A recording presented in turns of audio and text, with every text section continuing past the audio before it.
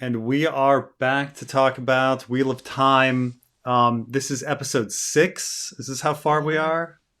Yeah. Hey, I get mixed up. Oh, yeah, yeah. This episode felt like it was so compressed.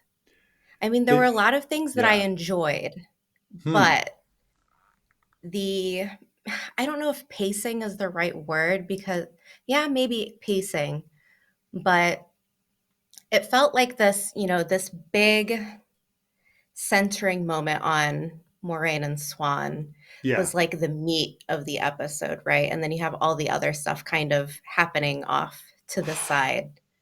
I see what you're getting at now. I mean, so to start off, I would say that this is my favorite episode so far. I think Really? yes. Okay. Um, uh, but I'm getting a hint of now that you've pointed something out, I'm like, oh right. And mainly it's my favorite episodes so far because I thought it was the most exciting and the most happened, and that we Okay. got each character had a very compelling movement of their plot. I mean, Piran's was the weakest, but it was still okay. But when you But think there of like, was movement. yeah, Yes. but when you think of like Matt's story had a very compelling movement. Egwene's story had a very compelling movement. Rand's story had a very compelling movement. And so, like in that sense, like each of those stories, I was looking forward to getting back to and being like, "Oh, Same. what's gonna happen next?" But Same. now that you mentioned the framing, and I was like, "Oh, thematically." Okay, I please, but please explain, like, Yeah. if you can, the problems, because I think I'm sensing it. Yeah. Well, I'm in the same camp as you where we've got these things happening to the side, and I'm like, oh, I want to know more about what's going on over there.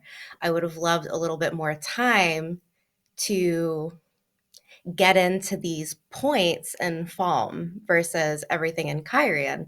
And I'm not saying that I disliked everything that was happening with Kyrian, but it felt like where they really wanted the viewers like attention, like pulling at the heartstrings of the story between Moraine and Swan, which Mm. I think it was decent. It wasn't bad by any means, but when you're combining it with these short like mini scenes with the other characters, it kind of took away from that like gut punch where I'm over here at one point, now I'm over there.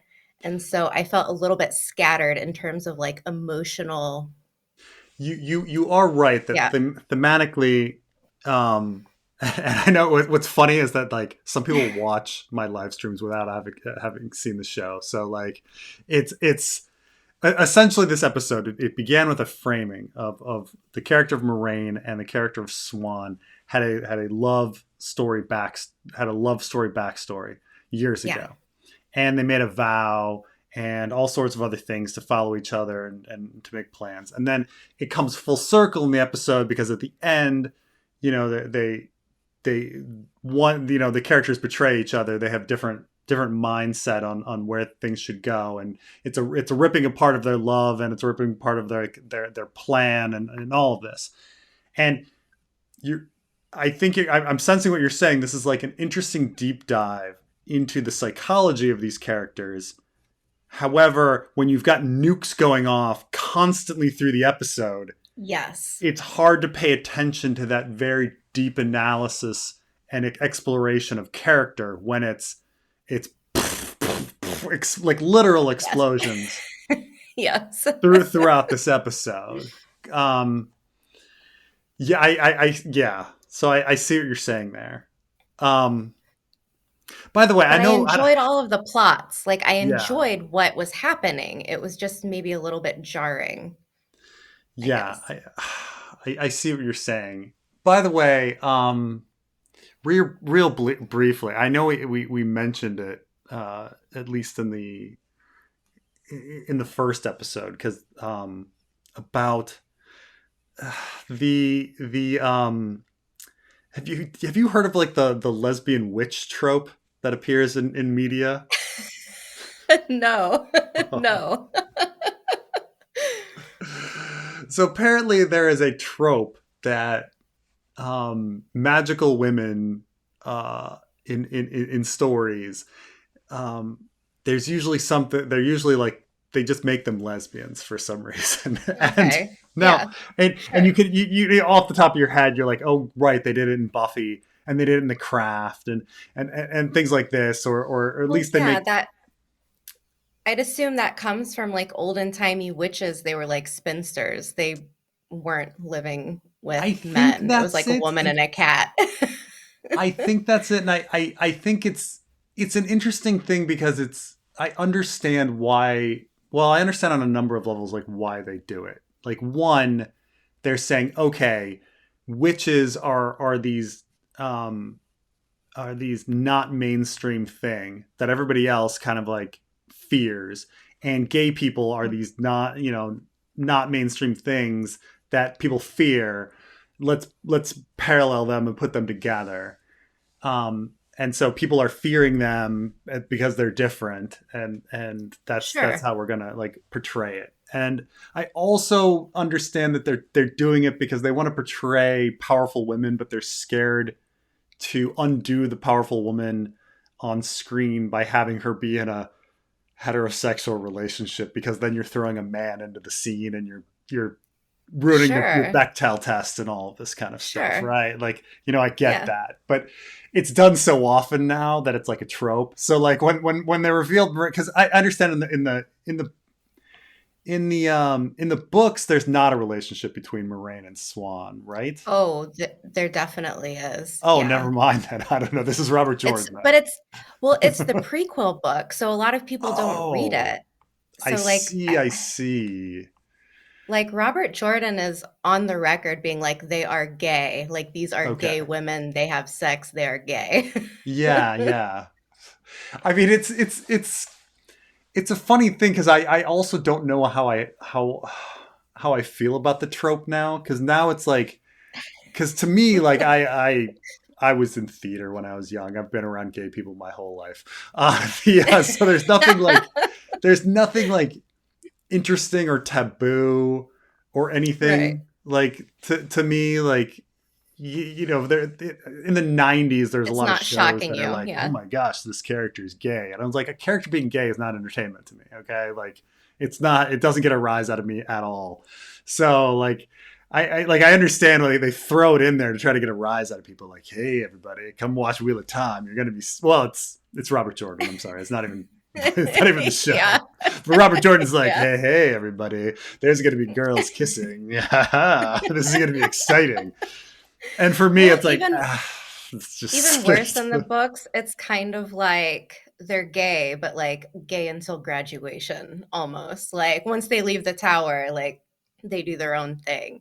gotcha, But I gotcha. mean, either way, it's yeah, it's not as great of a But I think we talked about this a few episodes back, that every Aes Sedai that they've portrayed so far, I mean, the ones that are most salient is you get the woman who's in the three-way polyamorous relationship, and Mhm. then you have Moraine being a lesbian, and so like, they're portraying them as not mainstream, Correct. Yeah. meanwhile Rand is like the most cis guy on the planet so far. You Maybe he's think? going to change later on, but you know still pining away for his girl next door. um you know but Yeah. Yeah, it's interesting the dynamic of women in the White Tower because you have your I don't know, you have like your outliers, I guess, where things are a little bit more, I don't know.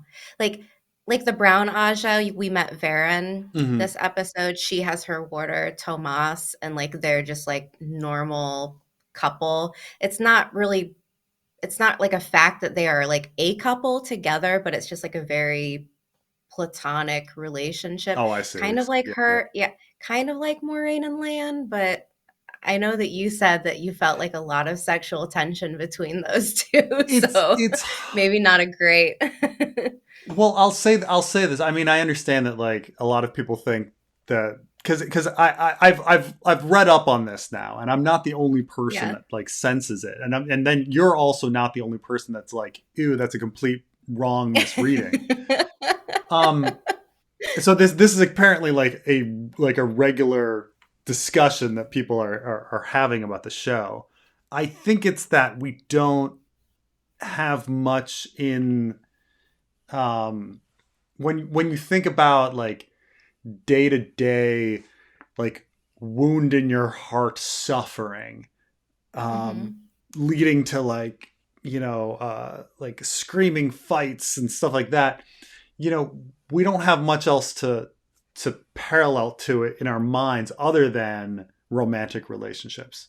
Like, and I Right. understand that like some Right. people have huge fights with their families, but it's not, I don't know, it doesn't, the fights that and anger that you have and problems you have with like familiar love doesn't like doesn't fester like an open wound like a broken heart does.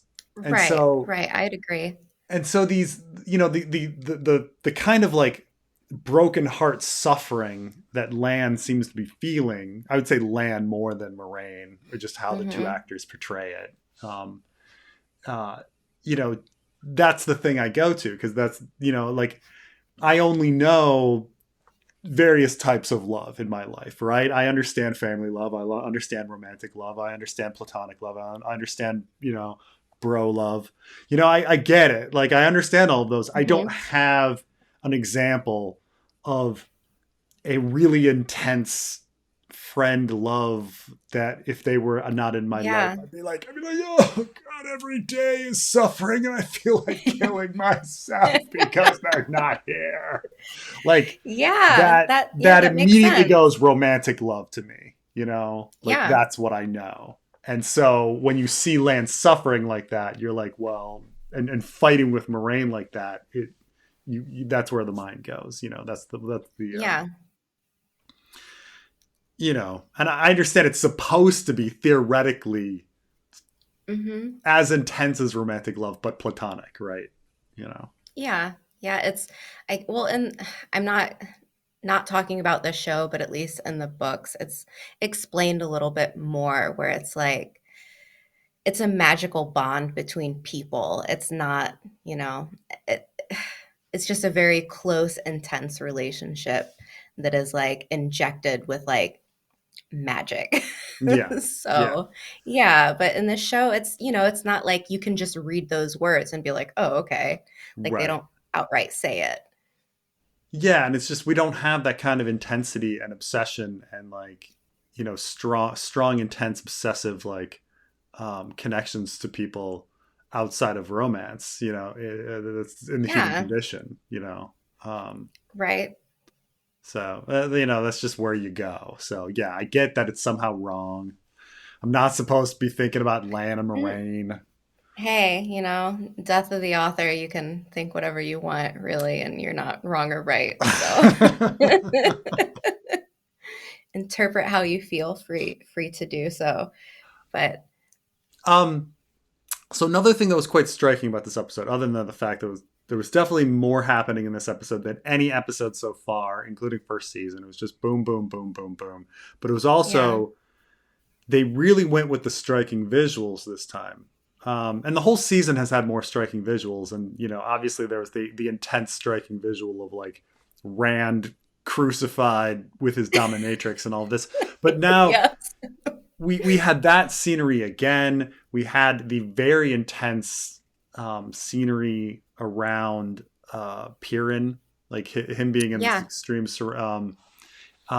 We had, and then we had another intense kind of scenery with Egwene and her blast yep, exercise, and then you had obviously the city on fire and things like this. So the visuals were much more striking and memorable and salient to me that in this episode than previous ones, where just there's a lot of like contrast. Even like yeah, the blues, the dark blues, dealing with Moraine's sister and her nephew and the nephew and yep, stuff, contrasting with the intense orange desert of like yeah. Piran. Very cool colors versus very warm colors every time you switch in location, Right. almost. which is contrast before where everything was just kind of drab, where I couldn't even you don't know when they're switching between cities because it's just all a drab medieval city, and so I guess in that sense I appreciate and understand like everything looking different now. Yeah, Hmm. there's definitely so everything with Perrin I thought was like so ramped up, like they were throwing so much of like the lore about the Aiel women like really Mm. fast, where they're just like whooping this woman's ass. Like, Yeah, that was. did you understand that fully? I I just mean, I got that. I kind of got like, okay, he arrives and they gave her a beat down, and you're like, what? And but they said don't intervene, and you're like, okay, I guess like getting a beat down is like part of their culture, um, and yeah, and then they're immediately like, yeah, it's too bad you're married because we'd totally fuck you, like like that was essentially yeah, like everything, like watching the women beat each other down, and then um, right. yeah, and him just being like, "Oh, I'm just a dumb guy with a wolf. I don't know what's going on." Yeah, I did. I do think what's good about at least getting a little taste of this now is like the Aiel are such a huge part of the story, and like I'm assuming next season will be like a lot about them. Hmm. So like I'm seeing them kind of just like lay some stuff out now, like the groundwork before like we're actually really introduced to them as, You think they're not such already a already like laying out like seasons 3 and 4, and stuff like yeah, that. Um, yeah. Because they're not monolithic. Like we've seen just these three women so far. And like it's like, oh, okay, like they're these tough ladies that whoop on each other and have some weird, honor code and then also like to crack sex jokes. So like yeah, it's just a little sprinkling right now, but I I do mean, know like the Aiel are they're one of those they're one of those groups in the series that people like go nuts for. Like they love hmm. them so much. I mean, are But are they like how people obsess over Klingons and Dothraki? Are they essentially like the hard ass warrior culture of things, and then yeah, everybody's just like, I'm gonna they're love like that the culture. Fremen. Yeah, Yeah. yeah. The Yeah, exactly like that. Fremen, yeah, the Fremen, the Dothraki. I always thought it was quite funny because I always make the joke like like what are, like which Klingons are like doing the science and like cleaning the toilets and stuff, like, and do they Mhm. have like the warrior mentality, like, I shall like take this beaker and mix in my chemistry to figure this out, like There's when actually an when answer for that. okay, Yeah. so Yeah, they here. like this isn't really a spoiler, but it's just like in their culture, like if you were to fight someone and say like you could injure someone without killing them, that's like pretty much calling your opponent like the lowest of the low. And Mm. it's through ways, and it's a long story kind of, and it's hard to explain, but like they essentially they're not slaves, but like people through their honor code where they get bested like in fighting, where they're like, okay, well for a year I'm wearing my white clothes and I'm bringing you tea and cleaning up your messes. So Oh, like they I do see. have like a whole system going A on. whole system to get the manual labor done, Yeah. because for like I see it's like honor, like some sort of penance, honor penance kind of situation. Oh well, she actually Yeah. used the word, didn't she? That there was a she used that word where G and he was like toe. obligation, right? Toe. Yeah. I Oh have yeah. toe to you. Yeah. Um. So it's very like, I obviously toe has meaning in English, but like when I hear the word toe, I also think of there's in West Africa there's this like fluffy white like like grain that they eat with all of Okay. their dishes called toe. Hmm. And so I think about that, like, when they're like, oh, the toe. Like, okay. I've told you. Behold. Yeah. um, let me, dude, let me see if I can bring up some of the, There was right. so much happening, so much happening. I I mean, I obviously have like the certain moments that I enjoyed the most, but one is kind of like an overarching like cascade of events that lead to something else, and that's where I really enjoyed it. So wait, which part did you? What was the part that you like super enjoyed? What was the? I, So I'm pulling up this image. This is toe. Um, it's kind of this like grainy, fluffy thing, like, yeah. like, consistency of something like mashed potatoes, but um, that's Yeah. that's toe. So we had in an earlier episode Varen, the brown Aja Mm, member, who's like sussing everything out in the White Tower. Like, oh, I think there's a dark friend here. I think the black Aja has infested the tower. So she's got that in the back of her head. She's also spent time with Moiraine. And so she's kind of like collecting all of this information, and finally in this episode it comes out where she knows that somehow, through the situation, through the landscape of what's happening with Swan Sanche and the other Aes Sedai, she comes in and frees Rand from the prison that he's in. And I'm assuming like at this point she's made her choice. Like she doesn't know for sure if she can trust the White Tower, mm, and she's sticking with Moiraine. And she comes in and gives this Aes Sedai, like, not lie, but like half truth, where she manipulates what she says. And then the other woman eventually runs off to Swan Sanche and was like, oh, Varen sent me.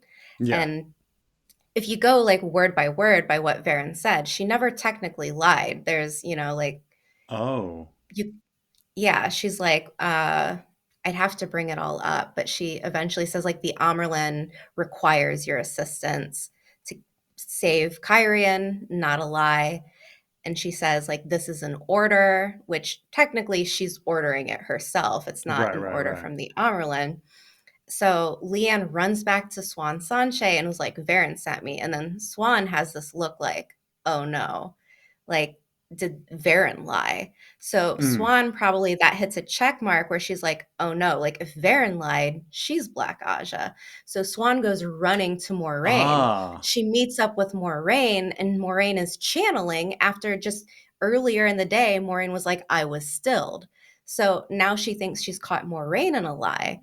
And so it's like this whole cascade of like, everybody's lying, right? Yeah, no, I mean, for a book reader, that like would be very like subtle, miscommunications. but yeah, to a viewer, didn't catch any of it. Like, didn't wouldn't like the idea that Aes Sedai can't lie is not something that's in the forefront of my mind at any time. Hmm. Um, just because like it seems like you can twist stuff around and anyway, Oh and it doesn't yeah. for some reason. Even though Moraine is supposedly, she seems dishonest all the time, even if she's technically telling the truth. So I don't. It is kind of funny. I don't feel like Aes Sedai tell the truth. I don't know. Well, I mean, they're always in the shadows almost, is what it feels like. So there is that level of like mistrust Hmm. everywhere, especially with how this season has gone. You have Leandrin off doing God knows what, being a dark friend, Yeah. all that. And then you have like just on top of that, like Swan Sanche shows up and she's like, hey, Dragon Reborn, we're going to lock you up now, and you'll only be able to channel when we say so. You're our weapon now. Deal with it. And then that's paralleled with Egwene going through the same thing. Right. Right.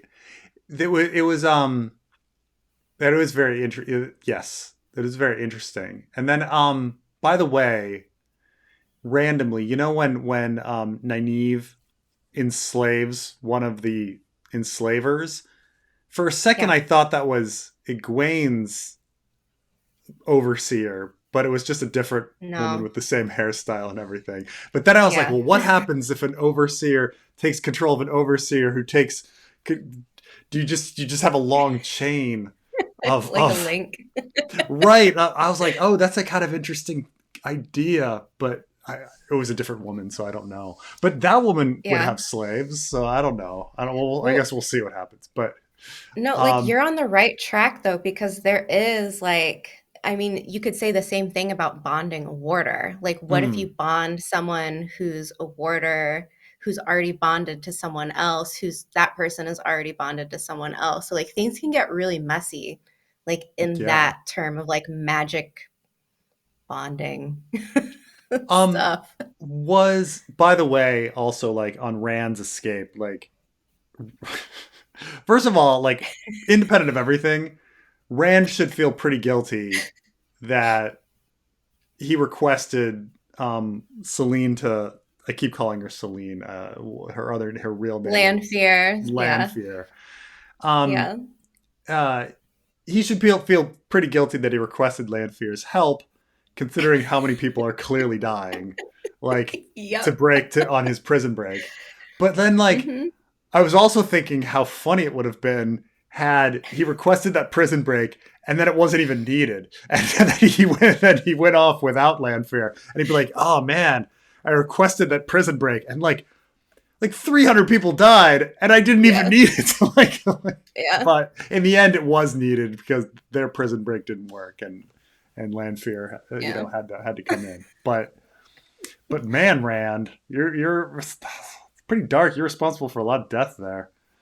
Um, Yeah, I did enjoy Lanfear's like going down the catwalk of like creating chaos and really enjoying it, but also like I'm off to save my boyfriend now. Like, True, she's a fun character. She's become a. yeah. I mean, she's even more. Every episode, she seems to get more and more fun. But all of a sudden, she has such power. Because I'm like, wait, in a previous episode, like Moiraine just slit your throat, and you were like done for a while, and now you're Yeah. now you're taking down the head Aes Sedai. So man, she's Lanfear is strong. You know, she's She's take out. very strong. Um, the now the little um tying down of Moraine's power that had been bonded on her that Rand Yeah. cut out. Has she had that on her whole life, or has that been like a recent thing? So episode 8 of season 1 is when it happened. Okay, She has that, I guess, like battle with Ishamael, like over Rand. They're like fighting over him. And he just kind of, cuts her off like that. okay. But So has this whole season she's been struggling with having less power? Um, she's had no she's power had no at power. all. None. Okay, okay. I guess with all of the time of her just like sat in a house and arguing with Lan. I didn't even think about her not having any power the entire Yeah. season, which I suppose I didn't see her do anything except cut somebody's. Yeah, she cut somebody's throat and ran. So that was about it. Yeah, I Yeah. guess she had to rely on that. Huh. I did have like a small like a small grievance with the way that Rand like so easily like cut the knot, like the magical knot Like, on how does he her. know how to do that? Yeah, because the like last episode, okay, like this episode, he's like channeling in front of Swan Sanche, and she's just like, "Boy, Yeah, like she's like that she's was like you weak. suck. You don't Like you you can't don't know do what you're anything. doing." And he's like, Yeah, well, just get me outside yeah, and I can do two things. I can talk to my girlfriend and I can cut like spells. That's two yeah. things. I would have loved like maybe a little bit more time with Logain, who like Logain this episode hilarious, like his whole like dance with his little robe on. Yeah, that's But true. I would have loved like just a little bit more between Rand and Logain. So like he's not useless, but he doesn't have to be like so overpowered, right? Like give him a little bit more so that at the end of the episode when he goes in to help Moiraine, it won't feel like this, like Deus Ex Machina, just like, oh, like magic Jesus has arrived to do what he needs to do. And but there, I mean, there's other things that I guess I could see like, oh, like maybe he has the memories of the old Luce there and like starting to come through and he's Mm. remembering things or just luck of the pattern, if you will. Yeah, I So mean, they I could don't have had know. like a sudden flash. Like these things, like all they needed was like a 2 second cut of him being like, and then like showing a previous life, and then you just accept that like, oh, now he's got some power awakening or something. Like that's all you need, Right. you know. Right. That would have been very cool. That would have been very cool. But But speaking of that, there's like Matt, um, where I mean, he's seeing his previous lives, but it just seemed they just looked like him. So I guess. I I like you're asking me this and I'm laughing because I don't know. Like I legitimately I have no idea what's going on with that. He said Ishamael says like these are your past lives, like thousands of them, all of them, and then like your true self. But some of the things that he's seeing are things that like happen in the future. So like are those his Mm, like future selves or past selves? Is this tea actually like real? Like, is he actually right. like tripping, or is it just a manipulation from a Shamael, like trying to get him over to the dark side? I don't know. Yeah. Um, I mean, I do think Ishmael's reasoning on why he wants to do everything now, it's it kind of it makes sense. And what's funny is it kind of makes me think of him as a sort of like almost like good person because it in a sense like I love a he's Shamael. I he's love so him. sick he's so sick of being evil that he wants to break the wheel so he doesn't have to be evil in every incarnation of himself, right? Which is fun, it's like it's or that, and he's like a philosopher. He's like the dark philosopher saying like, okay, so like look around, like see all this suffering, see all of this, just chaos, everything that's around us. People live, they die, and they are reborn over and over and over again. And there's no way out for anyone. And he's lived thousands of years and he's just done. Like yeah, he doesn't want to live in this loop, I guess, anymore. And so like that's his motivation. And like you're finally getting it, which is right, you're finally nice. easing the suffering, and he doesn't have to be the bad guy every time anymore. Right? But this is Like the he like has so much control, but no control. yeah, I mean this is the whole like fundamental paradox of like of like death and afterlife is that people are scared of death and they're frightened to death of the finality of their existence. But at the same time, like if actually given like the option of eternal life, that's more frightening or just as frightening, Horrifying. Yeah. like so like which do you want? Well, not well neither. Like Right. oh um Yeah. but yeah. So yeah, yeah. I mean, he just wants to break the wheel. That's all he wants to do. Just wants to stop it Yeah. all. Just Hmm. wants to take a nap and say goodnight. Yeah, I don't know what's going on with Matt in this scene.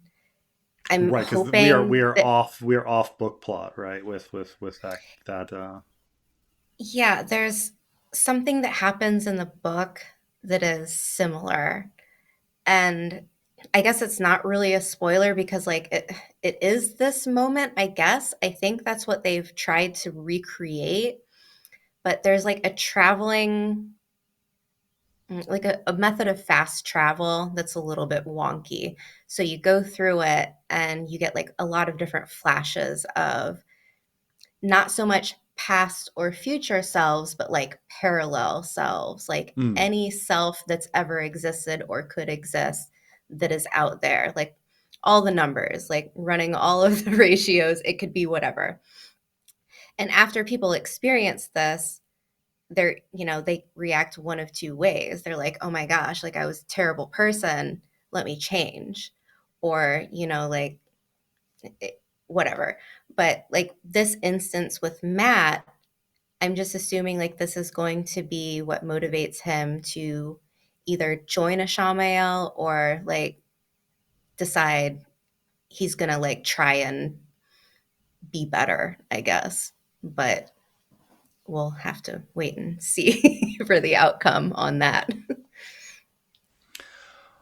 Um, I mean, I guess that you can't tell me because it'll be a spoiler. I'm just like, did Swan like lose all of her power when she got totally like killed and hit and I bound? But I guess we're gonna find out. I don't know. I honestly don't even know if they will go back to Swan until next season. But I Hmm. had the same question. I was like, is she stilled like we thought Moiraine was? Is she just knocked out cold?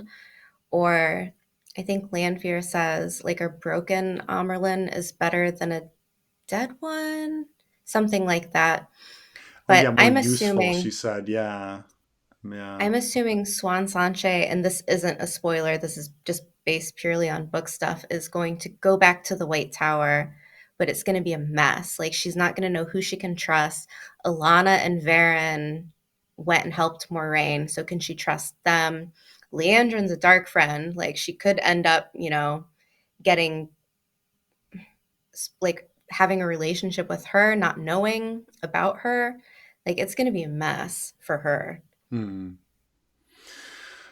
Oh, well, I think we hit most of the plot points. I'm trying to think of anything else in the episode that really struck me. Um, How did you like Barthanas? which one's The sand Barthanas? the sandwich maker, the nephew, the one Oh, that got yes, I guess we were. It is revealed now that Barthanas is he's working for the evil powers, and mhm. he he gets outwitted by his mom listening at the door essentially like Yeah, boneheaded move. First of Barthanas, all, what I an mean, L. first of all, that's pretty obvious, right? For like, Yeah. I'm just saying that like if someone that looked like Leandrin came in and talked to your son, you'd be like, oh, like Something's like up, yeah. something's up. So, I guess he's turned to the dark side because that Leandrin is trouble with a capital T. So Yeah, it's just that's pretty obvious right there. So she does the coup, kind of coup, because he's mhm, not yet king, I suppose, because he hasn't married the queen. But um, right. I love how she was so quick to narc on him too. He was like, "Don't tell anyone." She's like, "Oh, I already already did. have." Like, oh no, poor Poor guy, the little the sandwich sandwich maker. maker. He just all he wanted to do was was make sandwiches, be king, and usher in dark forces. I mean, he didn't do Uh, anything wrong. Poor Any of us guy. could have made that mistake. I Any guess of nothing's us. really happened to him. He's just stuck he's just in jail, or he's just in he's in his prison cell. I mean, we'll see what Right, happens. I don't know. I don't know what happened to the when the Aes Sedai show up or whatever, or the right. police, whatever cops show up. I don't know. In Um, the books, Barthanas is not a nephew. He's like a cousin of Moraine, but hmm. he's a dark friend. But because they changed things this whole season, I was like, are they gonna make Barthanas the dark friend? Are they gonna make his mom one? Are they both Oh, going to be? Like, I was ready for anything really, but this is pretty much in line with yeah. I guess they how it wanted a turns out in the closer, more books. familiar relationship than cousin. Something. Yeah, Yeah, yeah. But yeah, I mean, good on him for making because you said the sister thing is new, right? Um, right. Mm-hmm. so yeah, good on her. Such a huge role she's had. I mean, Yeah, Moraine's sister has had a bigger role than Matt and Piran. Um, she has. She has. She has. The showrunner did like an interview recently, and he said like hinted at like big things to come with Maureen's sister. I think that at least that's how I took it. So I was like, okay, like I don't know where that's going, but all right, we'll see. She's secretly Aes Sedai as well. Never needed to train. She's just powerful from the beginning. Runs in the family. Yeah, who Mm. knows? Who knows what it'll Um. be? So, on a podcast, Carmen and I briefly talked about, and he was actually confused by the chart, but because he was talking about, he thought it was about people canceling various streaming services, but it was really about streaming services canceling their shows, and so like, Oh, yeah, so like HBO has the highest cancellation rate, but like Amazon Prime is pretty low in their cancellation rate. They only cancel like 15% of really? shows, while like HBO cancels 50% of their shows. Um, Is okay, is this just like within the recent like few years or like how far yeah. back okay. Um, and I mean it so, feels like it's happening everywhere though. Like right, right. So, I think it says here Prime Video 20 to 23 from year 2020 to 2023, the cancellation rate for Prime has been 9%, while Max has a 27%. I think in the past year by itself, these things are much higher. Um, wow. yeah. Um, I am going to have to. Uh, I mean, I'm going to cut this short because my I have to deal with a baby crying. But I That's think we've fine. pretty much come to the to everything we talked about. So, Yeah, but I have to let's take wrap it care of up. that. But thank you, Amber, and we'll be Yeah, back next week and talk about episode 7 on your channel. And sounds good. all right, but thank you. All right, Thanks for having me. Take care. Bye. anytime. Sound good.